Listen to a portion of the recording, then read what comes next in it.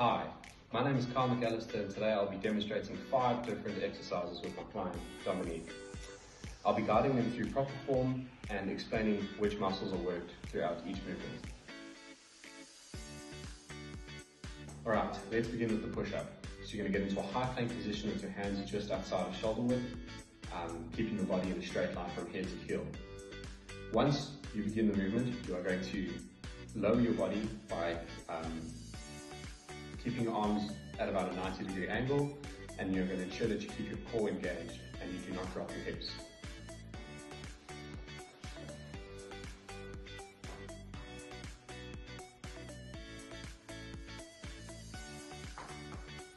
Okay, so for correction of that, you're going to position your arms at a 45-degree angle as opposed to having them so flared out. That will make the push-up slightly easier.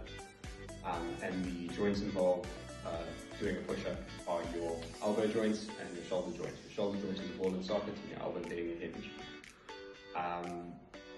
There are different variations of a push-up to make it more easier. You can do push-ups on your knees, and you can use a wide grip push-up to focus more on your back and a close grip for your triceps. The main muscles that are targeted throughout this movement are your pectoralis major, your deltoids, and your triceps, with the antagonist muscles being the latissimus dorsi and the biceps. Next, we're going to move on to the squat. So what you're going to do is you're going to stand with your feet just outside shoulder length, with your toes pointed outwards. Then you're going to lower your body, keep your hips back, and point your chest up. Perfect. So now, the muscles that are activated during the squat are your quadriceps, your gluteus maximus, as well as your hamstrings. The opposing muscles are your hip flexors and your gastrocnemius, which is your calf muscles. The joints involved in the movement are your hip joints, which is a ball and socket, and your knee joint, which is a hinge joint. For squatting, especially when one is using a barbell, the trainer can stand behind the client and do a squat. Go down with them to ensure that they maintain balance. Move on to the single leg Romanian deadlift. So you're going to start by standing on one leg with a slight bend in the knee, and then hinge forward at the hips while stretching your other leg behind you.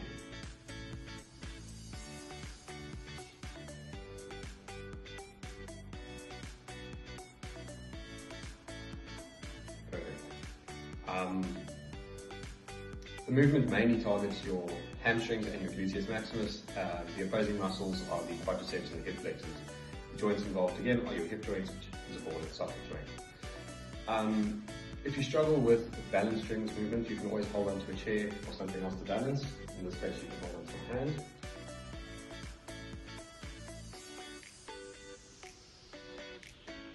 And in order to make the movement more difficult, you can do this using weights. Now, let's move on to the bent over row. So, obviously because we're not in the gym, we're not going to be doing this with a barbell. We're going to be using a broom for demonstration. In order to perform the bent over row, you're going to hold the broom with your hands, palms facing down. Your feet are going to be hip width apart. And then once you perform the movement, you will bend over slightly with a slight bend in the knees, and pull the broom up to your chest, and ensuring that you squeeze your shoulder blades.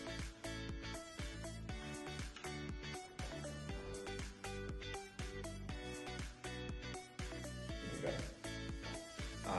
Any correction that would be needed if the movement was performed incorrectly would be keeping your chest up and ensuring that your back remains straight. This movement mainly targets the latissimus dorsi, the rhomboids, the trapezius, and the biceps brachii, with the antagonist muscles being the pectoralis major and the triceps. For different variations, you can widen the grip, which will focus more on the lats, or a narrow grip will be more mid-back. Finally, let's finish with the plank. So you're going to get into a forearm plank position with your elbows directly under your shoulders, keeping your body in a straight line from head to heels. You're going to engage your core during the movement and breathe steadily, and you want to avoid letting your hips drop or lifting them too high.